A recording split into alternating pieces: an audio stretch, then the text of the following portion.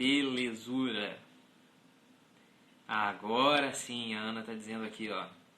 Agora sim, boa. Então, agora sim, agora eu vou dar meu boa noite oficial para vocês, conforme combinado, com um pouco de atraso aí, em virtude desses problemas técnicos que insistem em me perseguir. Estamos de volta para conversar sobre essa sequência de conteúdos novos, desde que encerramos o nosso ciclo sobre planejamento familiar.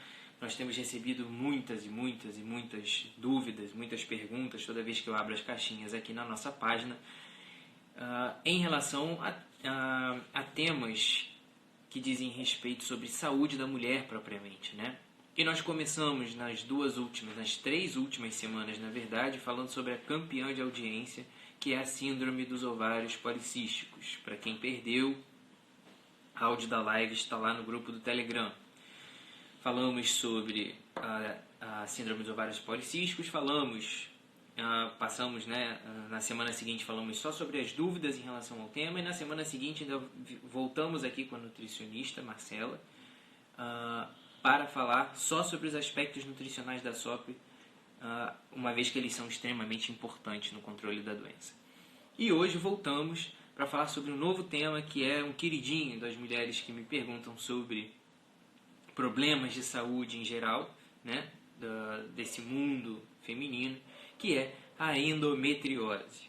Endometriose é, de fato, um grande problema de saúde pública e nós vamos entender hoje por quê. E eu vou tentar dar uma luz no fim do túnel para todas as mulheres que não sabem o que fazer ou a que recorrer, tá bom?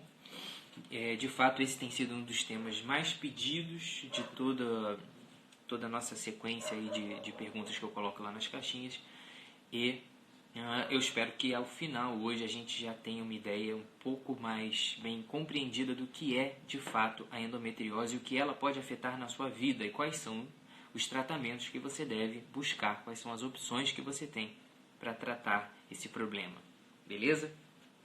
Pois bem, vamos começar dizendo o que é de fato a endometriose, né? A endometriose é uma doença caracterizada pela presença de tecido endometrial, que é aquela partezinha interna do endométrio, né, a parte interna do útero que descama em cada menstruação, é quando ela se instala fora da cavidade uterina.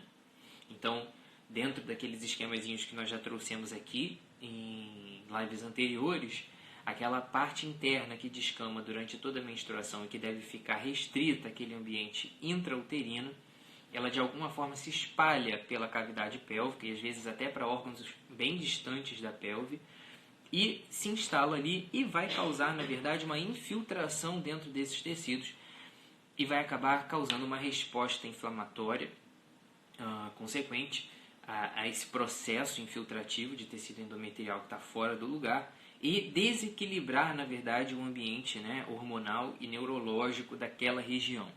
E nós vamos entender esse processo um pouquinho mais para frente quando nós formos falar das manifestações da endometriose, né? Quando a gente entende que tem uma coisa estranha infiltrando os diferentes tecidos e órgãos do seu corpo e gerando uma resposta inflamatória que irrita aquele local, a consequência disso nada mais é do que dor, distorção da arquitetura ali daquela região, né, com repercussões sobre a fertilidade e às vezes causando acúmulo de tecido endometrial aprisionado ali, porque a gente sabe que o endométrio descama e sangra todo mês, né? Quem tem um ciclo regular, todo mês tem um ciclo de descamação do endométrio na forma da menstruação. E isso acontece de maneira fisiológica porque existe um buraco pelo qual esse sangramento escoa, que é o orifício do colo do útero. Quando esses fragmentos de endométrio estão fora do útero, implantados em diferentes locais, ele sangra e não sai, porque ele não tem um escoamento, né, para esse sangramento. E ele se acumula ali dentro e às vezes forma massas de sangue do que seria uma menstruação fora do lugar. Esse sangue fica represado e forma por vezes massas dentro da cavidade pélvica que nós chamamos de endometriomas. Também já me perguntaram algumas vezes o que seria isso, está aí a explicação. Bom, por que essa é uma das questões que mais me perguntam sobre saúde da mulher, aqui nessa humilde página. Porque endometriose, na verdade, é uma doença que tem uma distribuição tão mundial, tão universal, quanto a síndrome dos ovários policísticos. Os estudos variam nas suas estimativas, mas a prevalência de endometriose na população chega a 10% das mulheres. Isso varia um pouco em relação aos diferentes estudos, né? Porque dependendo da população que você estude, essa proporção pode aumentar ou diminuir. Se forem mulheres com mais suspeita, a tendência, a prevalência aumentar, mas isso varia na população de 1 a 7%, até 10% na verdade, em alguns estudos isso chega a 10%. São milhões e milhões e milhões de pessoas, só de mulheres, só no Brasil, que sofrem dessa doença, tá? E, obviamente, que para a gente entender quais são os fatores de risco, ou seja, quem tem mais chance de ter endometriose, a gente precisa entender quais são as suspeitas, né? Do que leva a endometriose a se desenvolver dentro do organismo feminino. Na verdade, os estudiosos do caso, do quadro da endometriose, eles não sabem ainda qual é o mecanismo exato que causa a endometriose. Tá? Por que isso? Porque, na verdade, já se criaram algumas hipóteses, né, para o desenvolvimento da endometriose, mas ao mesmo tempo que alguns quadros reforçam uma hipótese, outros quadros falam contra essa hipótese. A teoria mais classicamente aceita para justificar a existência da endometriose, você vai acompanhar aqui comigo, e quem me acompanha nas lives desde lá do começo, em que eu falei sobre conhecimento do corpo feminino, vai entender bem, você sabe que o útero tem o orifício de baixo, que é o colo, por onde desce a menstruação ou por onde sobe o espermatozoide. Mas também tem 2 orifícios em cima, que são as trompas. Esses orifícios, teoricamente, não é para sair nada por ali. Não é para vir nada de dentro para fora do útero. Esse orifício da trompa é um orifício de chegada do óvulo, que sai do ovário e entra na trompa, certo? A minha Siri está conversando aqui comigo sozinha, maluca. E aí, teoricamente, a gente tem essa comunicação do útero com a cavidade pélvica, que é a trompa, onde teoricamente deveria haver um fluxo único do ovário para dentro, levando o óvulo de dentro do ovário para dentro do útero. Durante a ovulação, o óvulo sai, a trompa capta, joga para dentro do útero. A hipótese mais aceita para se entender a endometriose, o desenvolvimento da endometriose, é que nada mais é do que da mesma forma que na menstruação o sangue desce pelo canal do colo do útero, às vezes ele sobe e ao invés de sair pelo buraco de baixo, sai pelos 2 buracos de cima e entra na cavidade pélvica, fazendo um fluxo contrário, né? Um fluxo anômalo, um fluxo fora do comum. É a teoria da menstruação retrógrada, menstruação que ao invés de descer, sobe. E aí esses pedacinhos de endométrio que deveriam ser descamados e cair lá dentro do vaso sanitário, no absorvente, no coletor, eles vão parar dentro da sua barriguinha. E lá dentro da barriguinha eles encontram um ambiente, essas células endometriais encontram um ambiente adequado, conseguem se instalar e se reproduzir ali dentro, uma coisa meio louca, né? Parece até um comportamento meio de tumor, né? Ele vai invadindo os tecidos em volta e vai se desenvolvendo ali dentro.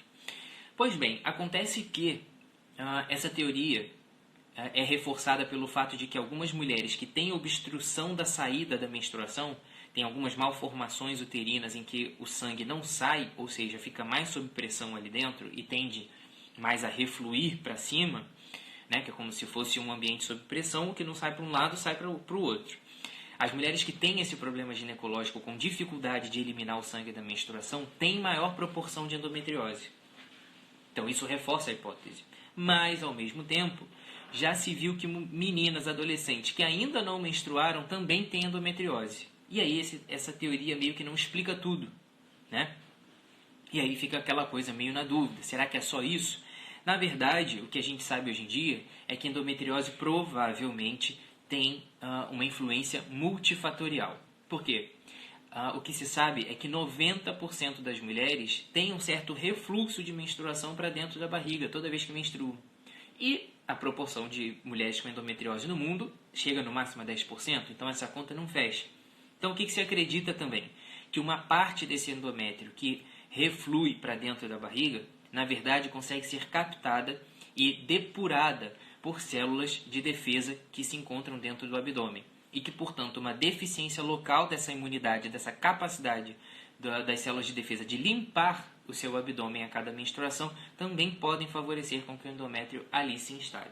Outras teorias ainda mais loucas, mas muito bem aceitas também, é a possibilidade de uma espécie, não é bem uma mutação, mas uma modificação, uma espécie de mutação meio parecida, um processo parecido com mutação, de que as células que ali estão são capazes de se transformar em outros tipos de células. Por exemplo, o que acontece com as células tronco.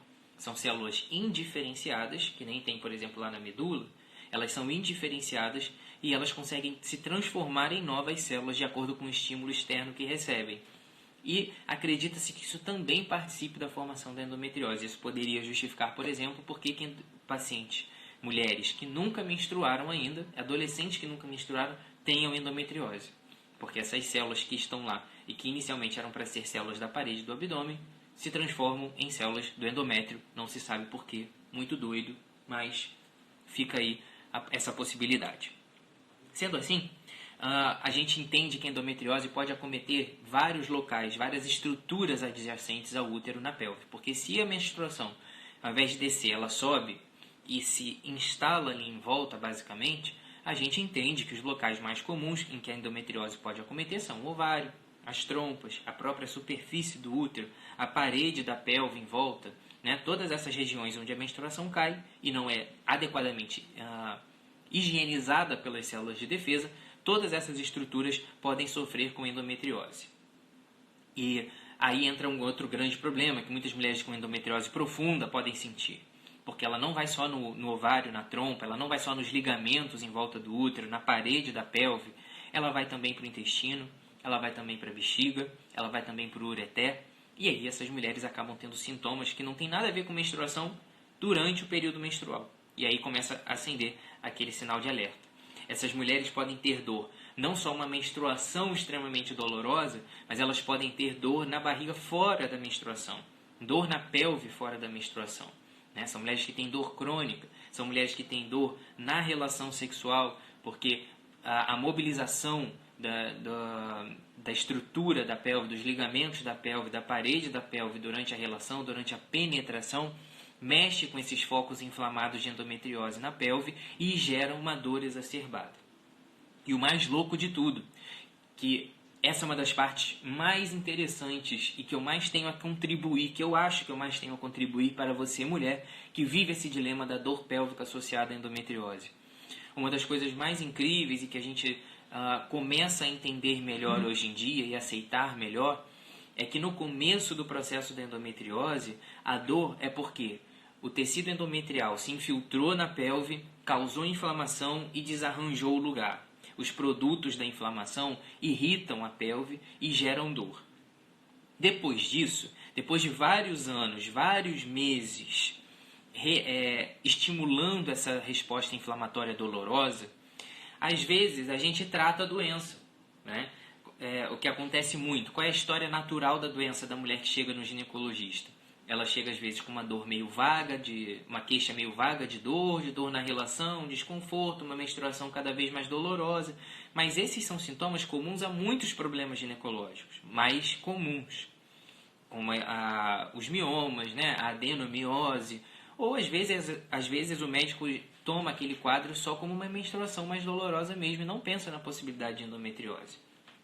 Alguns estudos mostram que como esses sintomas da endometriose são vagos e muito comuns a outras doenças, é muito comum que se demore a chegar ao diagnóstico de endometriose cerca de 7 a 10 anos de investigação no consultório, principalmente para os médicos que não estão muito habituados a pensar nesse diagnóstico.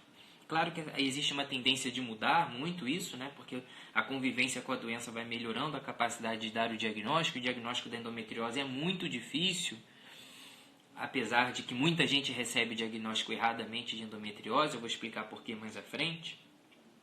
Mas a tendência é esse tempo para o diagnóstico encurtar cada vez mais, mas ainda assim o que os estudos mostram é que em média 7 anos, se demora 7 anos para que uma mulher chegue a um diagnóstico definitivo de endometriose e comece a tratar adequadamente. O que isso significa?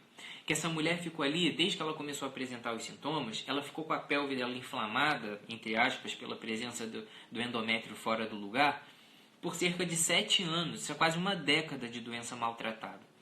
E essa reação inflamatória local exacerbada, mal controlada, às vezes vai mexer com o seu neurônio periférico, seu nervo periférico lá na pelve, que dá sensibilidade a todos os locais do seu corpo, estão distribuídos em todo o corpo. São seus nervos periféricos que dão a sensibilidade na ponta do nariz, na língua e inclusive na pelve. E quando a pelve está constantemente inflamada, dolorida, e é como se o nervo ficasse lá, latejando 7 anos seguidos, dando sinal, ó, tô com dor, tô com dor, tô com dor, tô com dor, é como se, depois desse tempo todo, mesmo que você controle a doença e tire o fator, o neurônio fica meio loucão, e aí ele fica ali, mesmo quando fica tipo meio desligado. Ele já está acostumado a dar sinal de dor 7 anos, que mesmo depois que o estímulo pare, ele continua disparando. Então é como se ele ficasse meio louco, entendeu? E fala, continua, tô com dor, mas querido, já acabou a endometriose, mas eu tô com dor, tô com dor. E aí o que acontece é que muitas vezes essas mulheres desenvolvem um quadro chamado dor pélvica crônica. Porque aí entra a segunda parte cruel dessa doença, que é essa cicatriz que se fica, tanto física, da distorção da estrutura da pelve, porque você vai inflamando e substituindo por fibrose. Igual quando você faz um corte no braço, a cicatriz que fica no braço, aquele branquinho, aquilo é uma cicatriz fibrose. Se você faz isso lá dentro da sua barriga, o que fica lá também é uma fibrose. Essa fibrose distorce a arquitetura, vai puxando o útero, puxa o ovário, puxa a trompa, e isso desarranja a estrutura da pelve e pode gerar dor. E desarranja o funcionamento, o disparo neurológico desse nervo periférico, e você fica muitas vezes com uma condição de dor pélvica crônica, em que não vai adiantar tratar mais só endometriose, mas você vai ter que tratar uma nova doença que surgiu.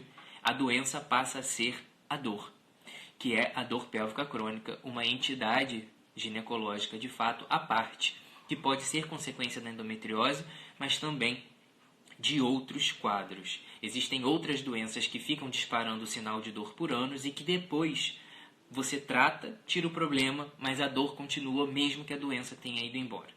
E esse quadro de dor crônica tem repercussões psiquiátricas muito grandes.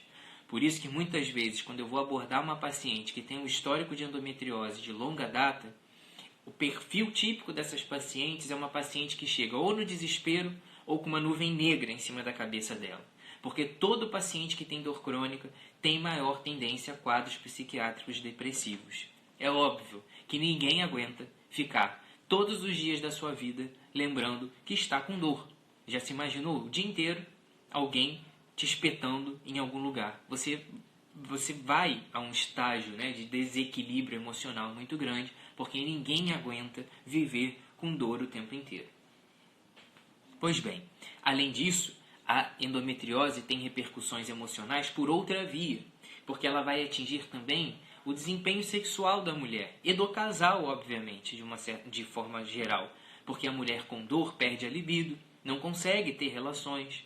A mulher com a endometriose muitas vezes tem uma distorção da arquitetura local da trompa, do ovário, do útero e não consegue engravidar. E mais, a inflamação crônica que se estabelece ali por causa dessa endometriose produz uma série de mediadores inflamatórios, como as prostaglandinas, as citocinas, os fatores de crescimento, que atrapalham a função ovulatória, atrapalham o percurso do óvulo dentro da trompa e atrapalham a fertilização, o encontro do óvulo com o espermatozoide. E atrapalham também a fixação do óvulo fecundado na parede uterina. Então nós temos um ambiente hostil à endometriose, guardem isso, é um ambiente hostil à fecundação e à fertilidade, portanto. E é um ambiente inflamado e doloroso, distorcido por uma cicatrização crônica e uma pelve que está devastada por um processo inflamatório bastante amplo. Então esse é o quadro ao qual nós chegamos com uma endometriose tipicamente de evolução de longa data. Acontece que, além de tudo, essa doença é uma doença traiçoeira. E às vezes tem mulheres que têm mínimas lesões de endometriose nos exames de imagem, mas um sintoma muito exuberante. Isso acaba se tornando um outro desafio para o médico, que se nega a acreditar muitas vezes que uma paciente com endometriose tão pequena tenha tanta dor. Mas aqui fica a dica. Às vezes, você é diagnosticada com uma endometriose de pequena extensão, mas ainda assim os seus sintomas são grandes e eles não podem ser subestimados, porque muitas dessas mulheres chegam com a libido lá embaixo, cheia de dor para transar, cheia de dor no dia a dia, falta um trabalho direto, faltam escola e são taxadas de preguiçosas, de malucas, de depressivas a custo de nada, que é uma pessoa pessimista, mas na verdade essas mulheres estão castigadas pela dor pélvica crônica e pela vida sexual totalmente comprometida, tá? Sortudas são as mulheres que, ao contrário, têm uma endometriose extremamente disseminada na pelve, mas não apresentam quase sintoma nenhum. Isso também acontece. E isso é muito louco de entender, né? Porque justamente como a gente não entende ainda como a endometriose funciona muito, a gente não sabe explicar ao certo por que doenças extensas às vezes não têm muitos sintomas, mas por que doenças tão pequenas às vezes têm uma sintomatologia tão grande e um comprometimento da fertilidade tão grande, né? A gente já sabe, existem alguns estudos nesse sentido, estudos genéticos, que avaliam que as mulheres com endometriose, algumas apresentaram mutações genéticas similares a mutações de mulheres que têm câncer. Mutações de genes que regulam a proliferação de câncer e a morte de células cancerígenas. Isso tudo sugere que exista um comportamento similar da endometriose ao câncer, como eu expliquei, né? Que parece que é uma doença que vai infiltrando as coisas e tomando o lugar das estruturas. Não se desesperem, não é que endometriose é câncer. Pelo amor de Deus, não estou falando isso. Endometriose não é câncer, ele não é risco de câncer, bem estabelecido até hoje nos estudos. Mas ela tem esse comportamento invasivo que é muito comum nas doenças cancerígenas, tá bom? E sendo assim, entendendo esse comportamento, né, da endometriose, existem alguns fatores que a gente já sabe bem, que são fatores de risco para a endometriose. Ou seja, mulheres que têm determinadas características têm maior risco de endometriose. São as mulheres que nunca engravidaram, são as mulheres que têm ciclo muito curto, são as mulheres que foram mais expostas a menstruações ao longo da vida. Como assim? Mulheres que menstruam cedo e entram na menopausa tarde têm mais risco de ter endometriose. Ou seja, quanto mais você menstrua, mais risco tem da menstruação voltar e isso de alguma forma virar uma endometriose. Compreenderam? Então, o fator de proteção é o extremo oposto. Aquelas mulheres que já tiveram muitos filhos e que amamentaram durante muito tempo e que, consequentemente, ficaram livres de menstruação durante mais anos da sua vida, porque pensem comigo, uma mulher que tem 5 filhos, ela ficou 5 vezes 9 meses sem menstruar, mais uns 6 meses de aleitamento, se ela amamentou só 6 meses, porque às vezes amamenta 1, 2 anos, tudo isso se multiplica por 5, já são vários anos que a mulher fica sem menstruar ao longo da vida. Isso é fator protetor, tá? Pois bem, as mulheres que têm um início de menstruação mais tardio na vida e uma menopausa mais precoce também têm menor chance de ter endometriose. E alguns estudos sugerem que dietas ricas em ômega 3 são fator de proteção para endometriose. Nós vamos falar de dieta e dor da endometriose e dor da menstruação um pouquinho mais à frente. Beleza?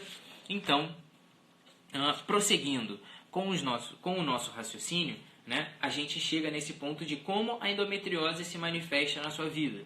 Basicamente, retomando aqueles conceitos que eu falei para vocês, a endometriose vai se manifestar com dor, porque ela infiltra os locais, ela inflama os locais, os diferentes locais da pelve, e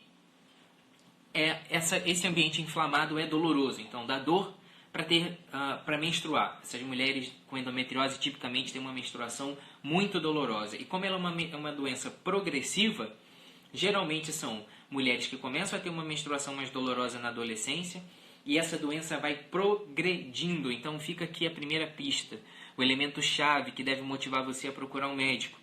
Uma menstruação ou outra dolorosa é normal que se tenha, são pequenas variações ao longo da vida da mulher.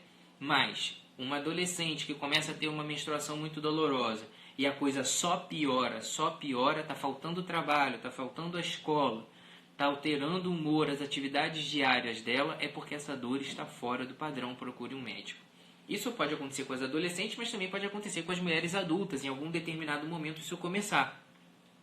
As mulheres entre 20 e 35 anos são mulheres em que são a faixa de idade em que a endometriose ainda pode aparecer, tá bom? Então não acho que porque passou ilesa na adolescência, a endometriose não vai vir mais à frente, isso pode acontecer também, beleza?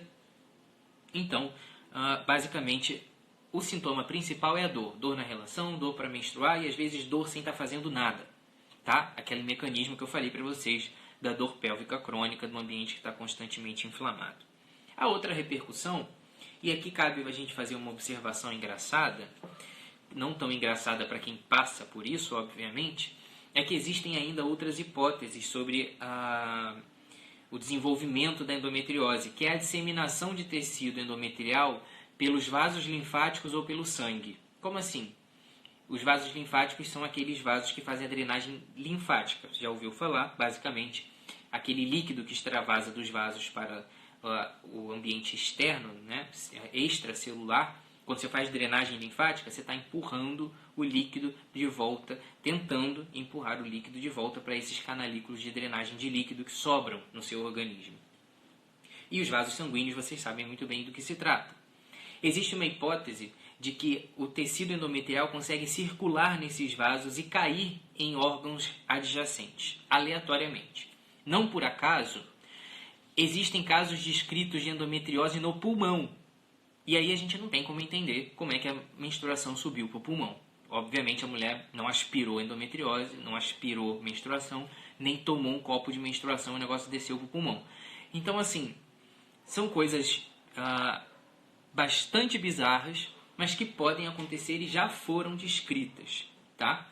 Então, algumas mulheres têm esses sintomas bizarros de endometriose, por exemplo, tosse com sangue no período menstrual. É óbvio que não é para você ficar ligado nisso, porque isso já é a piração da piração, mas é para você entender que essa doença é realmente de um comportamento ainda não muito bem compreendido pela ciência, tá bom? E é óbvio que se você tiver tosse com sangue, a primeira hipótese não é endometriose. Não seja louca, procure um médico, tá? E vá se tratar. De preferência um pneumologista, porque isso pode ser inclusive tuberculose, pelo amor de Deus. Pois bem, o segundo aspecto da endometriose, que é muito comum a essa síndrome, é a infertilidade.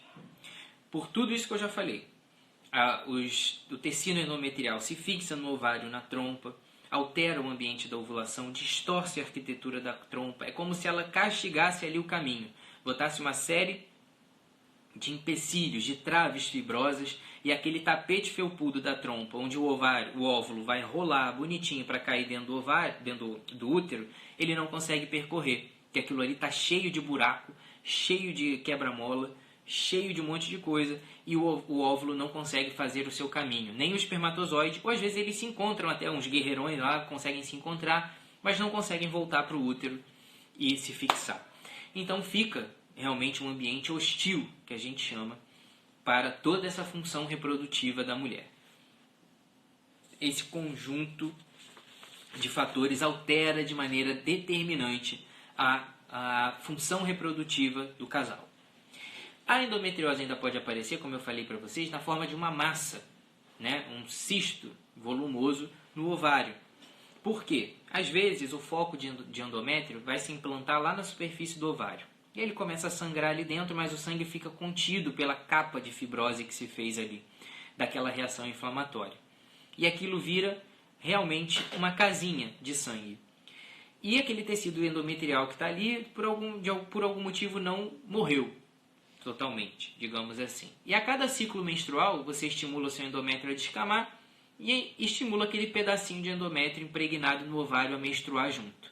E aquilo vai ficando contido por uma cápsula de fibrose, aquele sangue vai crescendo ali dentro e aquilo vira um cisto volumoso de sangue, que são os endometriomas. Então, muitas mulheres têm esse endometrioma. Isso pode causar dor, mas também pode não causar nada, porque, como eu disse, essa doença muito louca Às vezes tem mulheres com endometriomas pequenos, cheias de dor, e outras com endometriomas volumosos, que não tem tanta dor assim. É atípico, mas em geral os endometriomas estão associados a uma endometriose mais profunda, tá? A uma lesão mais extensa, de endometriose. Então é mais difícil a mulher ter endometrioma e não sentir nada, mas possível é, tá bom? Fora isso, nós temos os sintomas também que são comuns em mulheres que tiveram implantação de tecido endometrial em locais atípicos. Como eu disse a vocês, o tecido do endométrio se implanta em locais próximos ao útero, na grande maioria das vezes. E ali não tem só ovário e trompa. Na frente do útero está a bexiga. E atrás do útero está o reto, o intestino, a porção final do intestino. E às vezes o endométrio prega ali na frente do útero, prega ali na frente da bexiga, prega ali na frente do reto, prega na superfície da vagina. E aí, meu irmão, isso vai causar muita dor. Isso pode causar muita dor, porque toda aquela região mais sensível está extremamente estimulada por inflamação do tecido endometrial, tá? Além disso, a própria presença desse tecido endometrial que inflama e sangra em cada ciclo menstrual vai fazer também sintomas que podem ser cíclicos, assim como a menstruação. Como assim? É difícil de entender na teoria, mas na prática, quem tem sabe que muitas vezes mulheres com endometriose mais profunda, que é aquela endometriose que acomete os ligamentos do útero, acomete a bexiga, acomete o reto, são mulheres que têm essa endometriose, são mulheres que podem ter sangramento, dor para urinar, sangramento na urina, toda vez que estão menstruando. Ou ainda, quando acometem um reto, são mulheres que têm sangramento, dificuldade para evacuar, constipação ou diarreia durante o período menstrual. Então é muito comum que mulheres com endometriose profunda tenham essas queixas. E aí fica, né, aquela preocupação, tudo isso que eu estou sentindo uma coisa ou outra dessas, como é que eu vou saber se eu tenho endometriose ou não? Primeira coisa, que eu já disse e adiantei lá na live, quem chegou agora não se desespere, é que endometriose tem sintomas típicos, mas que são comuns a vários outros problemas. Então não considere que tudo que é dor é endometriose, tudo que é sangramento é endometriose e tudo que é infertilidade é endometriose. Nem muito menos que tudo que é cisto no ovário é endometriose. Porque é muito mais possível que seja outra coisa. E como é que você vai saber? Procurando o seu médico. Quais são os meios de diagnóstico que se dispõe hoje para decifrar esse quadro de endometriose? A primeira coisa é colher muito bem uma história. A endometriose tem uma história típica, na maioria das vezes, de piora progressiva. Por tudo isso que eu já expliquei aqui para vocês.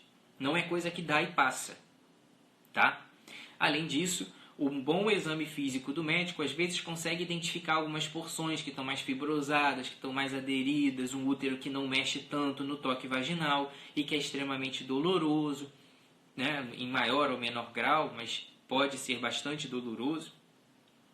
E, obviamente, a gente vai complementar esse diagnóstico com os exames de imagem que estão disponíveis por aí. Eu recebo milhares, talvez não sei se eu já recebi, mas com centenas, com certeza, de mensagens de mulheres que até tentam me mandar imagens de exames e contam toda a sua história. Eu reforço aqui a minha solidariedade a todas vocês que têm me mandado casos pessoais no direct, mas infelizmente eu não posso, não devo, não concordo que eu deva fazer consultas online, não tem condição por tudo isso que eu estou explicando para vocês.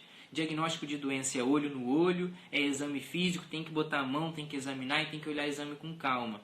Mas muitas mulheres me mandam resultados de ressonância, me mandam resultados de ultrassom, e a grande verdade é, o diagnóstico definitivo de endometriose é cirúrgico. Tem que abrir a barriga, botar uma câmera lá dentro e olhar. E, de preferência, pegar uma porção da lesão que parece endometriose e mandar para estudo para o patologista olhar dentro do laboratório. Meu Deus, então para eu saber que eu tenho endometriose eu tenho que operar? Não, não é bem por aí. Por quê? A forma definitiva de saber que se tem endometriose é com a cirurgia, de preferência tirando um pedaço da lesão que parece endometriose e mandando para estudo. Mas não se justifica fazer uma cirurgia só para descobrir ou não endometriose, certo? Você não consegue se imaginar muito numa situação que você chega, doutor, oi, não sei o que, eu tô sentindo isso, isso, isso. É verdade, vamos ter que te operar para saber se você tem endometriose. Aí bota você numa sala de cirurgia, faz uma anestesia, abre a sua barriga, bota uma câmera lá dentro, corre risco de sangrar, de fazer infecção, de ter reação à anestesia, aquele monte de coisa. Aí olha, é endometriose mesmo, legal, vamos fechar, volta para casa, bonita, deitou aí à toa. Então, o diagnóstico cirúrgico é reservado para os casos de dúvida, por sintomas persistentes, difíceis de tratar. Hoje em dia, os principais guidelines em endometriose reconhecem a possibilidade de você fazer o que se chama de diagnóstico presuntivo e não um diagnóstico definitivo. O que é diagnóstico presuntivo? Quando você tem evidências muito fortes, evidências são nada mais do que provas, evidências muito fortes de que exista endometriose lá dentro. Como que você faz isso? Uma história clínica muito sugestiva e uma boa ultrassonografia ou uma boa ressonância avaliando. Ou juntas.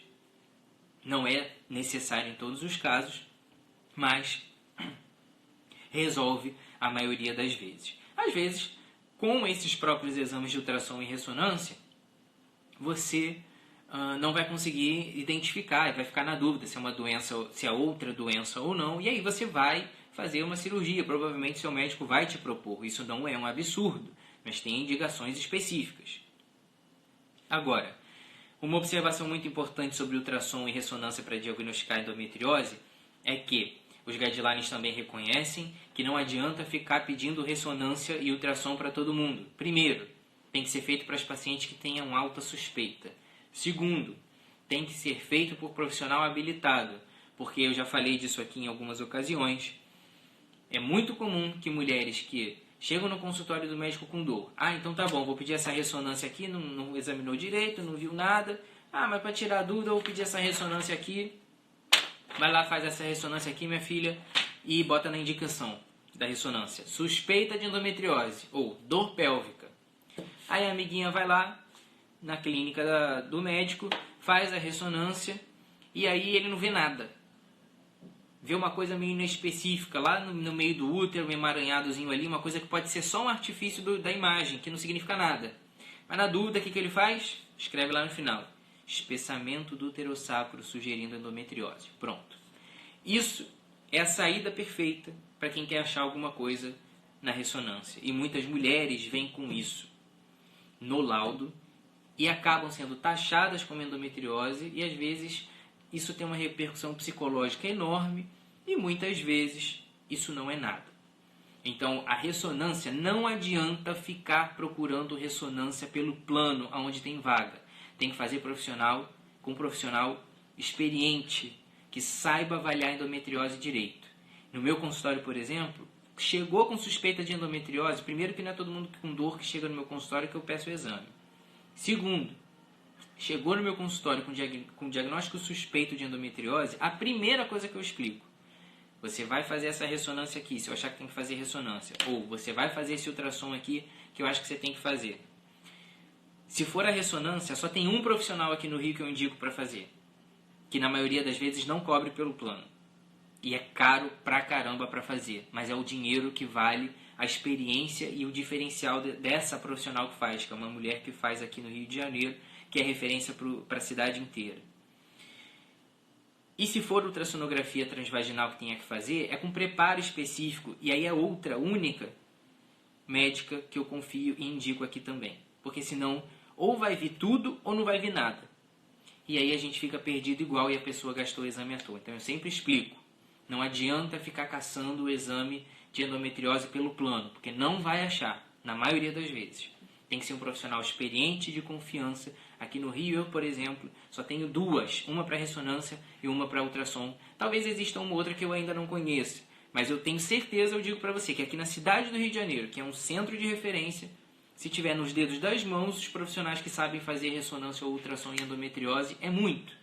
Então não adianta abrir o livrinho do plano e procurar um lugar e fazer um exame qualquer, que não vai achar. Tá? Então são poucos os profissionais que vão saber dar esse diagnóstico corretamente. E como é uma doença que tem repercussões enormes na sua vida futura, você tem que fazer esse exame com um profissional capacitado, tá? Então, beleza. Falamos sobre esse diagnóstico. Agora vamos à parte do tratamento. E aqui é que fica a grande polêmica, porque o tratamento da endometriose é um tratamento muito difícil, que vai levar em consideração os objetivos dessa mulher. Eu sempre converso com vocês aqui de uma maneira muito transparente. Quem chega nessa página sabe da minha filosofia, né, em medicina, digamos assim, de que a gente precisa descobrir os problemas e tratá-los. E corrigir a base dos problemas e não ficar passando anticoncepcional para esconder os problemas para debaixo do tapete. Os guidelines em endometriose reconhecem que o tratamento de primeira linha é o anticoncepcional. Por que isso? Porque eles reconhecem que se é uma doença progressiva e que compromete cada vez mais gravemente ao longo dos anos a função reprodutiva e causa cada vez mais dor, que por vezes deixa uma sequela muito grande, bloquear o ciclo da mulher talvez seja a opção mais interessante para os estudiosos que fazem pesquisa em endometriose. Acontece que o tratamento para endometriose com anticoncepcional bloqueia o seu ciclo e te impede da tentativa de engravidar. Então, isso vai ser uma decisão que você vai ter que tomar junto com o seu médico, do qual é a sua perspectiva de vida.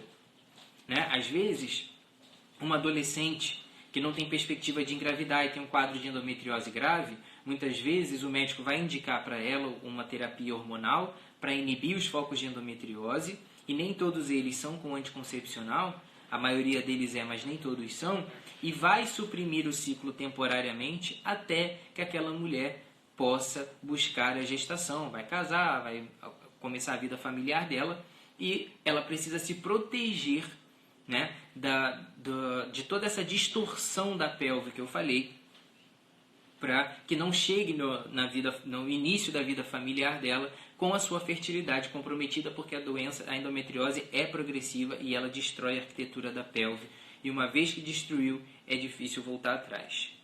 E aí, para esses casos de endometriose, infelizmente eles têm que ser muito individualizados, não existe tratamento único, geral.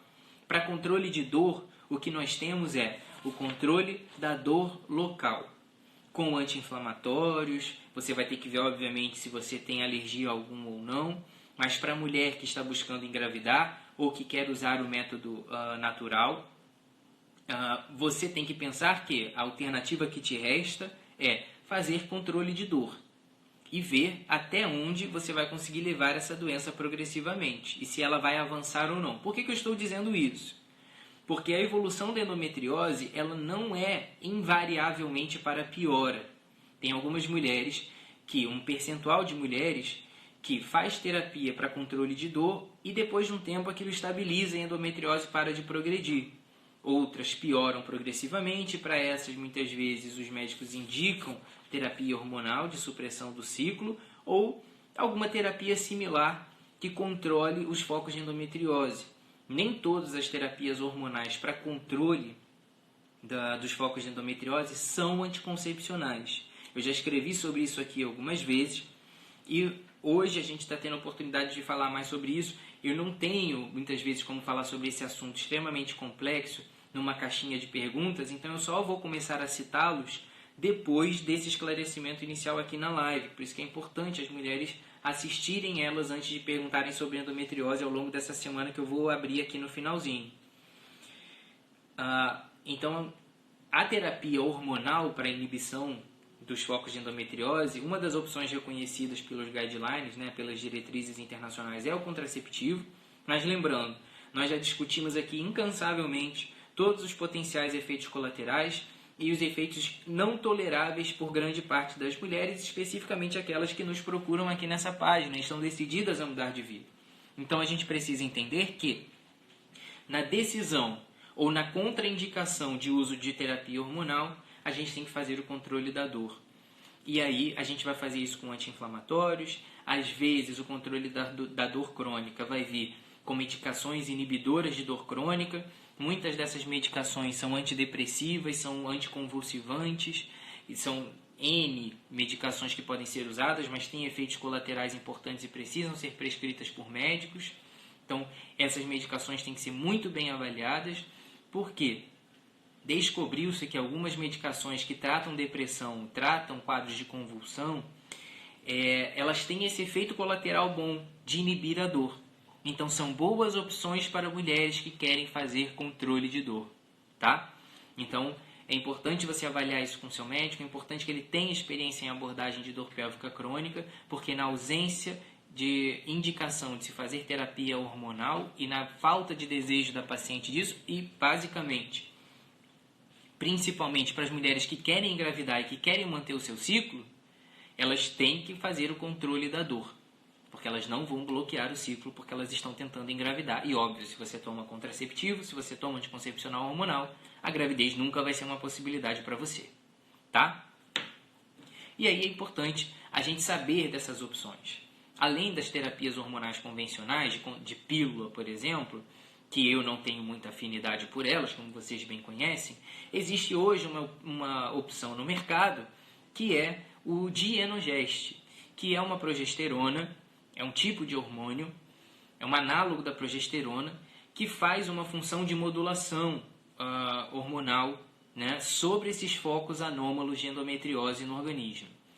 Mais uma vez, ela é uma medicação de uso contínuo que deve ser indicada por um médico e não é para ser tomada por aí, sem indicação médica. Então não façam loucuras de procurar remédio por conta própria. Mas muita gente me pergunta, eu tomo Alurax, eu tomo Alurene, será que é bom? É um tratamento reconhecido para endometriose, mas você tem que avaliar se essa é a melhor indicação para você. Porque essa medicação, apesar dela não ser reconhecida como contraceptiva, ela muitas vezes bloqueia o ciclo de algumas mulheres. E se você está desejando engravidar, não adianta tomar o Dienogest. Entenderam? Pois bem, como é que a gente vai fazer para controlar bem a dor? Inicialmente anti-inflamatórios, mas aqui eu quero deixar para vocês uma dica preciosa, tá? Não há estudos que comprovem suplementação vitamínica para controle de dor da endometriose, mas existem estudos que comprovam o efeito de algumas suplementações vitamínicas para controle de dor da menstruação de uma maneira geral, a menstruação mais dolorosa. Então, modificações do estilo de vida, exercício físico regular, acompanhamento psicológico, dieta saudável com menor teor de gordura que é pró-inflamatória, tendem a melhorar a dor da menstruação, tá? E o uso de dietas ou suplementação vitamínica com vitamina B6, vitamina E, vitamina A e ômega 3 já se mostraram eficazes para melhorar a dor do paciente durante a menstruação. Nós não podemos esquecer que todas essas medicações hormonais que eu estou falando aqui, das quais eu não sou muito íntimo, porque vocês já viram aqui como eu não sou muito simpático a elas, todas essas têm efeitos colaterais potenciais com seu uso.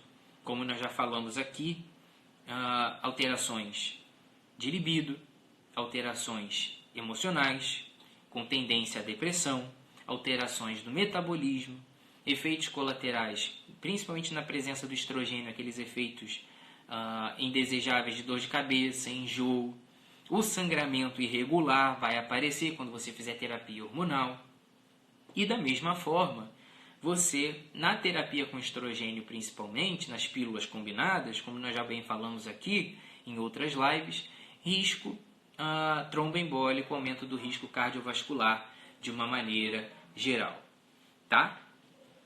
Existem mais diversos tipos de terapia hormonal, classicamente as pílulas, depois as pílulas de progesterona, a injeção de progesterona, o próprio Dienogest.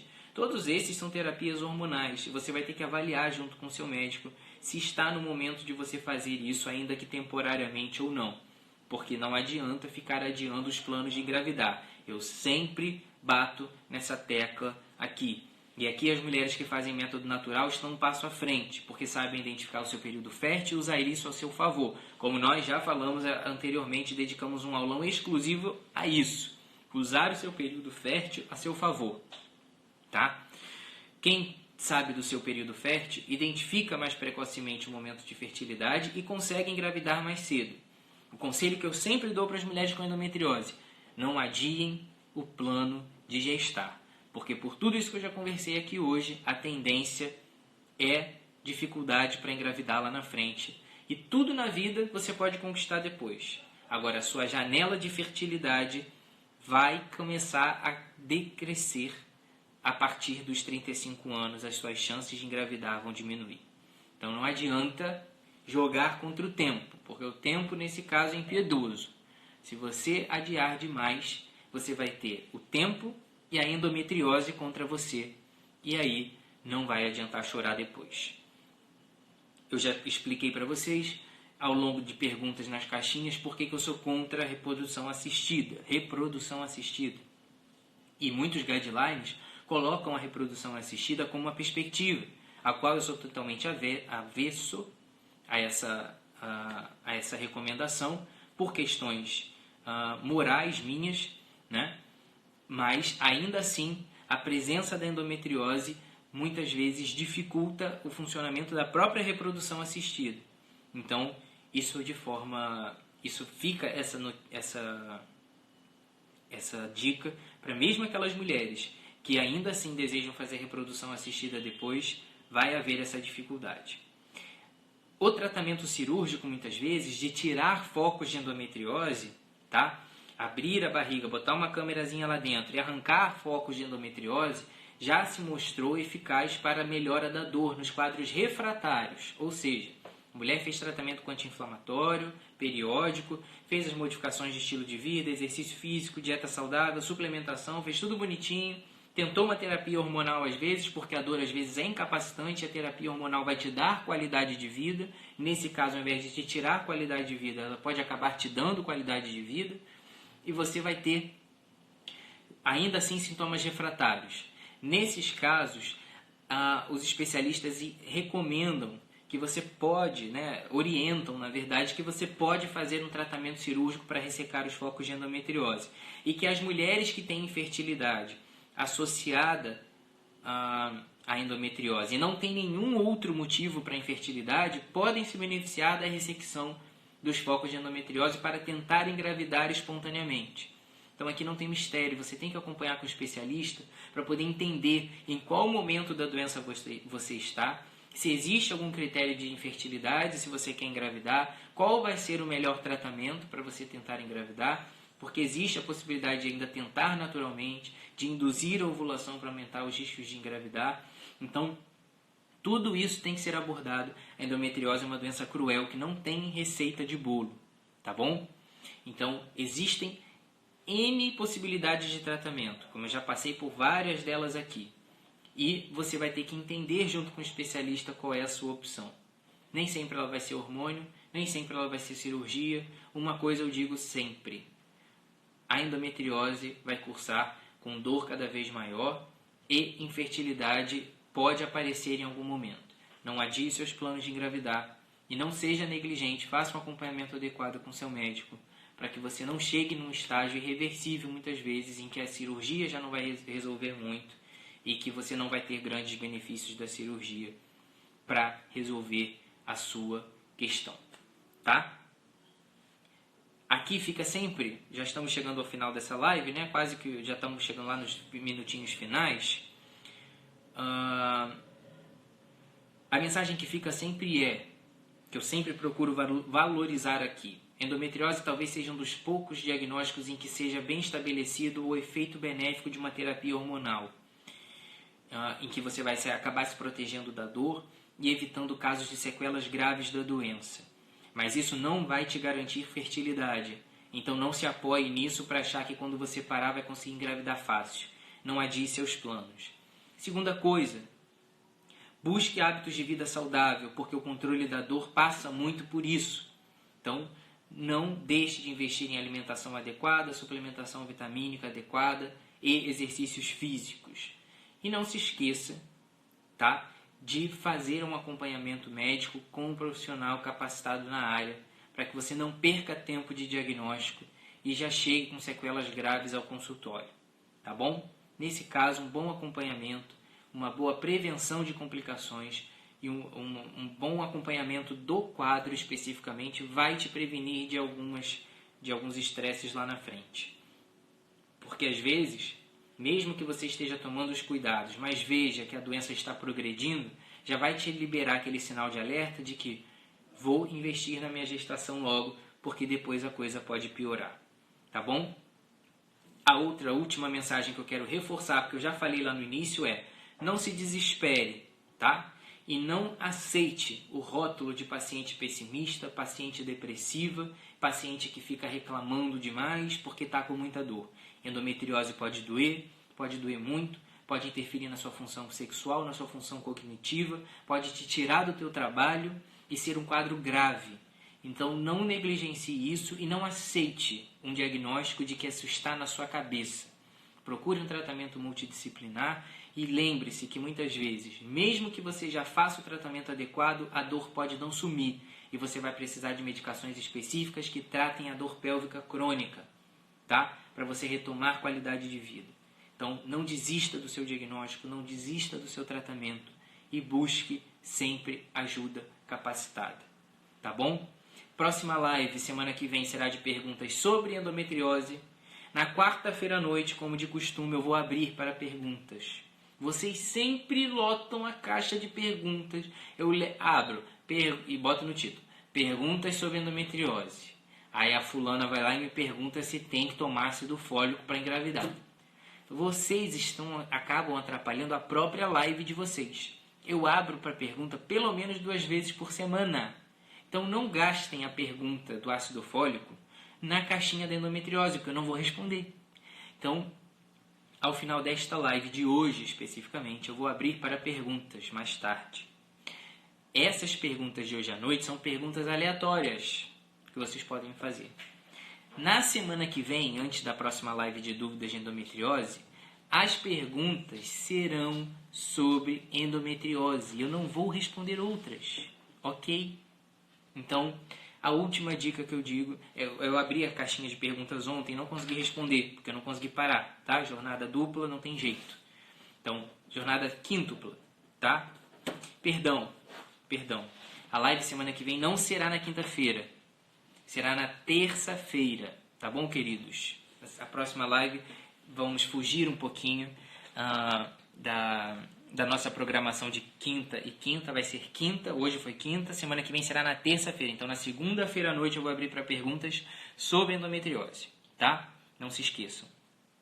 E hoje à noite, daqui a pouquinho, eu vou abrir sobre perguntas aleatórias. Aí vocês perguntem sobre o que vocês quiserem de ginecologia, obstetrícia, sexualidade, curiosidade, piadinhas infames, tá? Porque eu respondo também.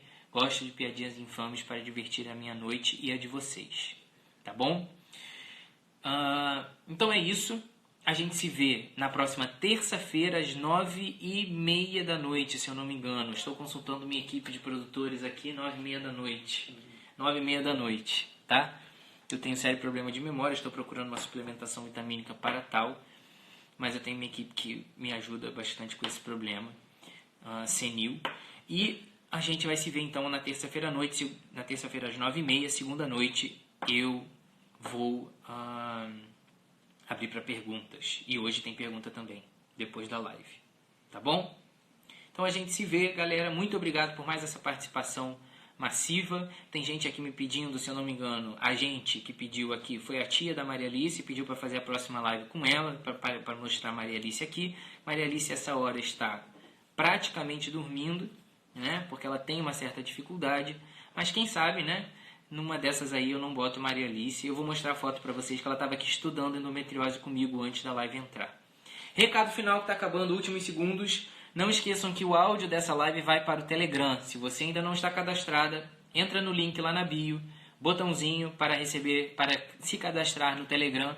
Lá no Telegram, canal meu com vocês, eu falo, vocês escutam, não tem bate-boca, não tem mensagem corrente de WhatsApp, tá? Não tem fake news. Você entra lá, se cadastra e você vai ter acesso ao áudio dessas lives. Beleza? Para você assistir, para você ouvir quando você quiser.